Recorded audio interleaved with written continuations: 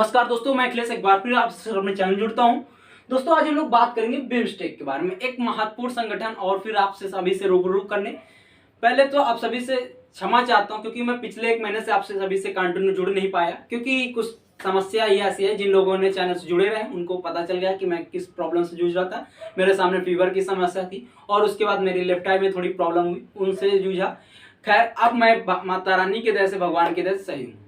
चलिए आज हम बात करेंगे एक नए संगठन के बारे में, बिम्स्टेक। पिछला लेक्चर भी मेरा संगठन पे था, ब्रिक्स, और अब आ गया बिम्स्टेक। संगठन इसलिए महत्वपूर्ण है क्योंकि आप सभी लगभग किताबें पढ़ चुके हैं, लेकिन जो संगठन होते धीरे धीरे छोड़ते जाते हैं, मतलब कि एग्जिट करते हैं, अरे एक नंबर का है। लेकिन भाई साहब यही बहुत नंबर दिक्कत कराता है कभी कभी। तो संगठन को हम इस तरीके से पढ़ाएंगे, आप मेंस आंसर राइटिंग तक के लिए हेल्पफुल रहेगा। बस आपको बशर्त ध्यान देना है कि एक एक वर्डिंग जो मैं बोलूंगा उसको ध्यान से सुनना है। जितनी ज्यादा आपकी रिकॉल होगा उतनी ही ज्यादा आपकी आंसर राइटिंग में इंप्रूवमेंट होगी और उतनी ही ज्यादा मदद होगी। और साथ साथ आपको ध्यान भी लगाना है कि यह है क्या। तो बिम्स्टेक के बारे में बात करते हैं। बिम्स्टेक की पहली बात तो फुल फॉर्म जानना है, बहुत इंपॉर्टेंट फुल फॉर्म में।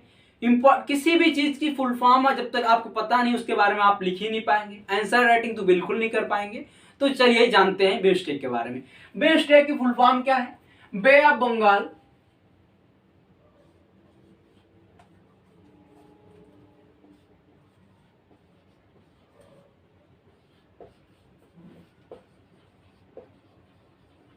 बे of Bengal for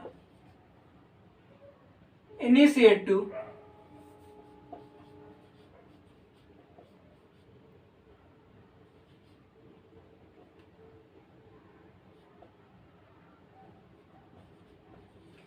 bay of Bengal for initiative multi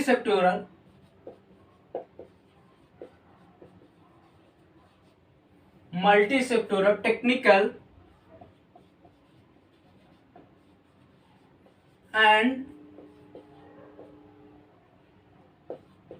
economic cooperation. देखो, बिम्स्टेक की फुल फॉर्म आपको बहुत जरूरी है, रट्टा मारना है, रट्टा मारना है। Bay of Bengal for initiative multi sectoral technical economic cooperation and technical and economic cooperation. ठीक है, ये क्या है? बिम्स्टेक की फुल फॉर्म है। इसको आपको रट्टा मारना चाहिए, इससे भी मानना है, बस आपको याद रखना, बस इतना जान लो। ठीक है, तो ये हुई बिम्स्टेक की full form, bay of Bengal initiative for multi sectoral technical and economic cooperation. ये क्या हुई? बिम्स्टेक की फुल फॉर्म। अब बात करते हैं बिम्स्टेक है क्या। आप सभी को पता है, जैसे ही देखेंगे आपको याद आ जाएगी ये क्या है। भारत का निचला हिस्सा, अपने भारत देश का नक्शा है, और ये है आपकी बंगाल की खाड़ी। कौन सी खाड़ी है? बंगाल की खाड़ी। तो जो बस बिम्स्टेक है, इन्हीं बंगाल की खाड़ी के सदस्य देशों के द्वारा बनाया गया एक समूह क्षेत्रीय संगठन है। बिम्स्टेक है क्या? बंगाल की खाड़ी के जो आसपास के जो क्षेत्रीय देश थे उनके द्वारा बनाया गया एक समूह है, बहुपक्षीय समूह है। बिम्स्टेक एक क्षेत्रीय बहुपक्षीय संगठन है जो दक्षिण एशिया तथा दक्षिण पूर्व एशिया के सदस्य द्वारा देशों के द्वारा बनाया गया। बिम्स्टेक में कुल कितने सदस्य हैं? बिम्स्टेक में कुल 7 सदस्य हैं। ठीक है, बिम्स्टेक में कुल कितने सदस्य हैं? 7 सदस्य। लेकिन इन 7 सदस्य कब जुड़े, स्थापना के समय कौन थे, कब कौन ऐड हुआ, इनके बारे में हम विस्तार से चर्चा करते हैं। देखो, बिम्स्टेक जो है, आपको पता है ये बंगाल की खाड़ी के सदस्यों के द्वारा एक पहल थी। ठीक है, इनके सारे के बारे में बात करते हैं। जब बिम्स्टेक, ये एक बैंकॉक क्या है, बैंकॉक किसकी कैपिटल है? थाईलैंड की कैपिटल है भैया, जान लो। ठीक है, बैंकॉक घोषणा पत्र आता है, पत्र बैंकॉक घोषणा पत्र कब आता है? 6 जून 1997 को। बैंकॉक घोषणा पत्र के आधारित 6 जून 1997 को किसकी स्टैब्लिशमेंट होती है? Bank BIMSTEC. और लेकिन ध्यान दीजिएगा, इस समय इसका सिर्फ और सिर्फ नाम क्या होता है? Bisht economic cooperation. बैंकॉक घोषणा पत्र के अस्तित्व पे आने पर, जब यह अस्तित्व में आता है, कौन? बैंकॉक घोषणा पत्र के अस्तित्व पे आने पर 6 जून 1997 में बिस्ट की स्टैब्लिशमेंट होती, ना कि बिम्स्टेक की। ध्यान दीजिए इस समय कितने देश थे? सिर्फ और सिर्फ 4 देश थे। मैंने फिर पहले ही बता दिया, बिम्स्टेक एक दक्षिण एशिया एवं दक्षिण पूर्व एशिया देशों का सदस्य देशों का संगठन है, जिसमें इस समय यानी कि यहां से आप देखिए बांग्लादेश, बी से बांग्लादेश, आई से आपका इंडिया, एस से आपका श्रीलंका और आपका टी से क्या था? थाईलैंड। आपको तो ये जो जितने 4 देश दिख गए ये कहां के दिख गए? ये आपको पता होगा साउथ एशिया के हो गए, यानी कि दक्षिण। लेकिन थाईलैंड कहां है? साउथ ईस्ट एशिया का। थाईलैंड कहां का? साउथ ईस्ट एशिया का है ना। तो 6 जून 1997 को जब बिस्ट की स्टैब्लिशमेंट होती, इसमें कितने सदस्य होते? सिर्फ और सिर्फ 4 सदस्य। कौन कौन? Bangladesh, India, Sri Lanka, Thailand. और ईसी का मतलब इकोनॉमिक कोऑपरेशन। ईसी का मतलब क्या? Economic cooperation. यानी कि उस समय इसका नाम क्या था? बांग्लादेश, इंडिया, श्रीलंका, थाईलैंड आर्थिक सहयोग संगठन। क्या नाम था? बांग्लादेश, इंडिया, श्रीलंका, थाईलैंड आर्थिक सहयोग संगठन। कब? 6 जून 1997 को। लेकिन दिसंबर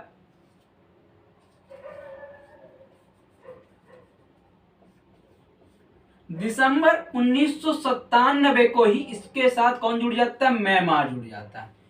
म्यांमार कब जुड़ता है? दिसंबर 1997 को। और जैसे ही जुड़ता है इसका नाम क्या हो जाता है? बिम्स्टेक। क्या नाम हो जाता है? बिम्स्टेक।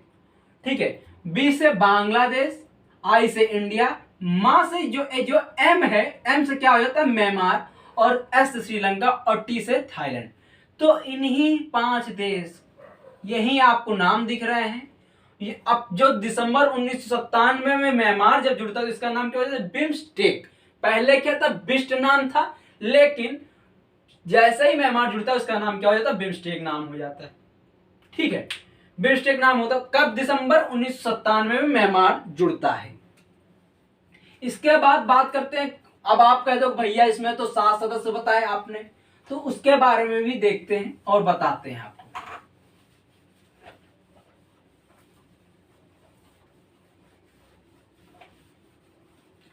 उसके बाद क्या होता है? 2004 में इसमें 2 देश और जुड़ जाते हैं। कौन? नेपाल और भूटान।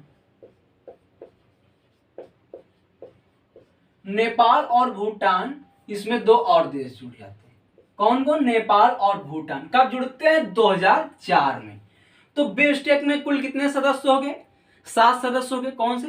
देखो, बांग्लादेश, इंडिया, श्रीलंका, थाईलैंड, ये पहले 4 थे। उसके बाद दिसंबर 1997 को कौन जुड़ा? म्यांमार जुड़ा, यानी 5वां देश कौन सा हुआ? म्यांमार।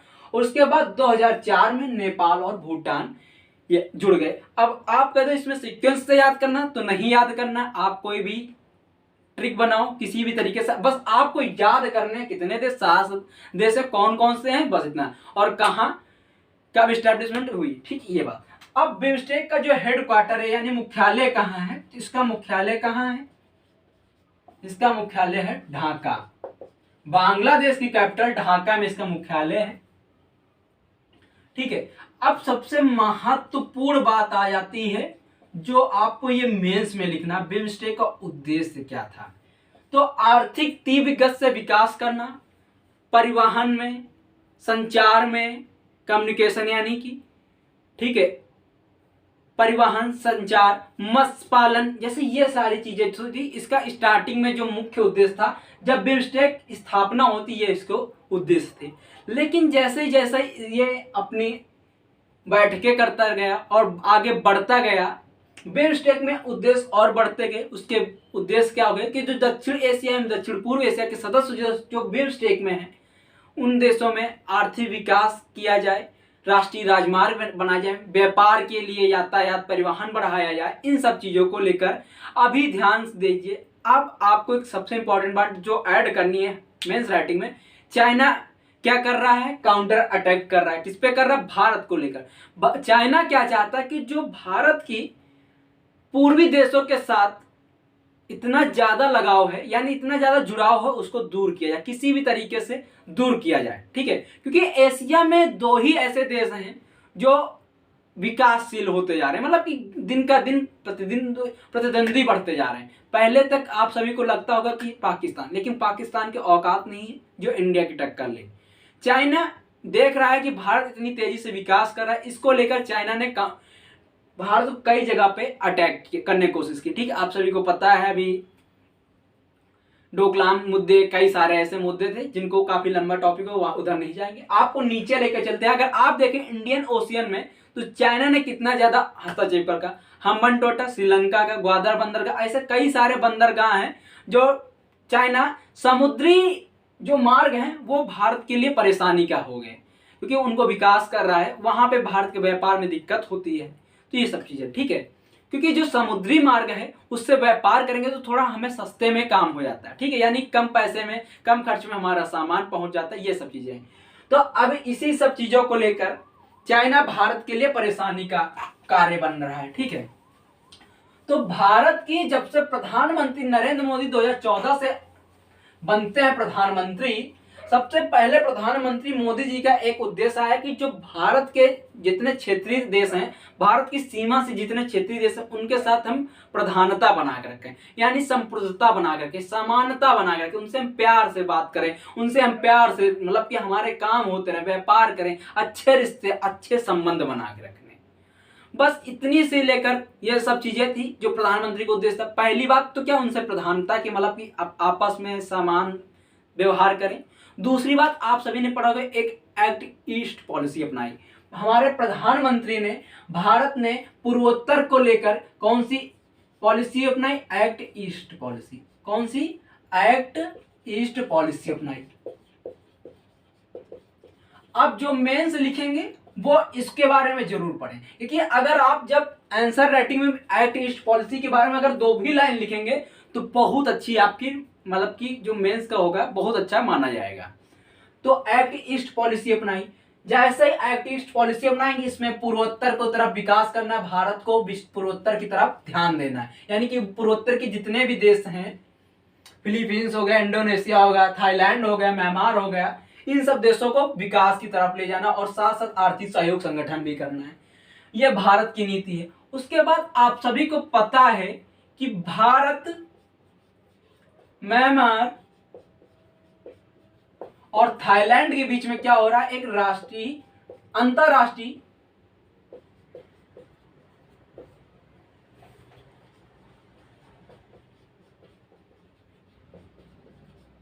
अंतरराष्ट्रीय राजमार्ग बनाया जा रहा है। क्या बनाया जाता है, अंतरराष्ट्रीय राजमार्ग बनाया जा रहा है।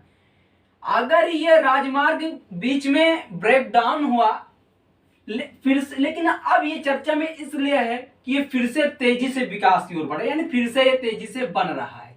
और जिस दिन ये राष्ट्रीय राजमार्ग चालू हो जाएगा, बहुत जल्दी से भारत विकास की ओर बढ़े, क्योंकि कहीं ना कहीं चाइना को डिफेंड में कर देगा, पीछे कर देगा। और भारत अगर म्यांमार और थाईलैंड से डायरेक्ट राजमार्ग से जुड़ जाएगा तो बहुत जल्दी आर्थिक विकास होगा, ठीक है। इन देशों का भी होगा, भारत के व्यापार में भी आसानी होगी, यातायात में सुविधा हो जाएगी, परिवहन में सुविधा हो जाएगी, कई सारी सुविधाएं हो जाएंगी, ठीक है। एक तो ये हुआ। उसके बाद आप सभी को पता है कि चाइना कितना सारी परेशानी का सबब बनता जा रहा है भारत के लिए। जब भारत, अगर आप अपने ऐसे जो समूह है, जिसमें इस सबसे खास बात भारत के लिए ये है कि इसमें ना तो पाकिस्तान है और ना ही सदस्य में चाइना है। इसी को फायदा उठाना है भारत को, और इन 7 देशों के साथ तो व्यापार अच्छा करना ही, और जो दक्षिण पूर्व एशिया में अपनी मजबूत को पकड़ बनाना है। भारत इसीलिए बिम्स्टेक के समूह सदस्यों के द्वारा ज्यादा से ज्यादा बैठकें करता है, ज्यादा से ज्यादा उनको छूट देता है और उनके साथ व्यापार करने की कोशिश कर रहा है, ताकि भारत की जो इंडियन ओशियन में जो पकड़ है और भी मजबूत हो जाए। इन सब चीजों को लेकर आप सभी पढ़ा होगा, क्वाड के बारे में पढ़ाया है, नाटो, इन सब के बारे में सुना ही होगा। क्वाड के बारे में बहुत ज्यादा चर्चा में रहता है, इनके बारे में समय आएगा तो भी आगे पढ़ाएंगे, ठीक है। तो भारत के प्रमुख उद्देश्य यही है कि हमें जो बिम्स्टेक सदस्य देश हैं इनके साथ आपस में समन्वय बनाना है, आर्थिक विकास की ओर जाना है, संचार में की ओर जाना है, परिवहन की ओर बढ़ाना है, कम्युनिकेशन सिस्टम सही करना है, आर्थिक विकास के साथ साथ समानता लानी है दोनों देशों सभी सदस्य देशों के बीच में। ये सब चीज़ें हैं बिम्स्टेक की। तो बिम्स्टेक फुल फॉर्म क्या है? Bay of Bengal initiative for multi sectoral technical and economic cooperation, इसका फुल फॉर्म है। 6 जून 1997 की इसकी स्टैब्लिशमेंट होती है। कहाँ पे होती है, किस रीजन से होती है? बैंकॉक घोषणा पत्र के अस्तित्व में आने के बाद होती है। इसका हेडक्वार्टर कहाँ पे है? तो ढाका में है, बांग्लादेश की कैपिटल में। इसके सदस्य देश कौन से हैं? 7 हैं। Bangladesh, India, Sri Lanka, Thailand, Myanmar, Nepal, Bhutan. अगर आप सीक्वेंस याद करें बहुत आसानी से याद हो जाएंगे। तो दोस्तों ये हुआ बिम्स्टेक। अगर आई होप ये वीडियो आपके लिए काफ़ी हेल्पफुल रहा। अगर अच्छा लगा तो लाइक करें, शेयर करें, सब्सक्राइब करें, ठीक है। प्लीज़ मुस्कुराना ना भूलें, कंटिन्यूटी ऐसे मुस्कुराते रहें, पढ़ते रहें। धन्यवाद, बाय, गुड नाइट, जय हिंद दोस्तों, बाय बाय।